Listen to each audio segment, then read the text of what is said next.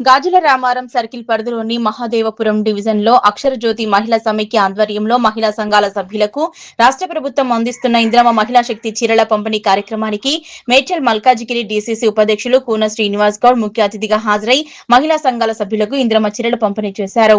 ఈ సందర్భంగా శ్రీనివాస్ గౌడ్ మాట్లాడుతూ రాష్ట్ర ముఖ్యమంత్రి రేవంత్ రెడ్డి చేపడుతున్న సంక్షేమ అభివృద్ధి పథకాలను ప్రజలందరూ సద్వినియోగం చేసుకోవాలని దాంట్లో భాగంగానే ఈ రోజు చీరల పంపిణీ కార్యక్రమం నిర్వహించినట్లు తెలిపారు.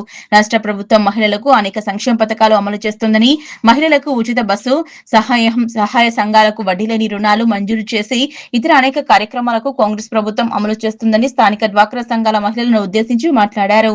ఈ కార్యక్రమంలో అక్షర జ్యోతి మహిళా సమైక్య అధ్యక్షురాలు ఎన్ పూలమ్మ, జ్యోతి, రామలక్ష్మి, స్థానిక కాంగ్రెస్ పార్టీ నాయకులు ఎం సాగర్, దంపనబోయిన శ్రీనివాస్, శివప్ప, నరేందర్ రెడ్డి, వెంకటరెడ్డి, డాన్సీను, ఋషి, శ్రీకాంత్ రెడ్డి, భాస్కర్, సాగర్ మరియు కార్యకర్తలు, మహిళలు కార్యక్రమంలో పాల్గొన్నారు.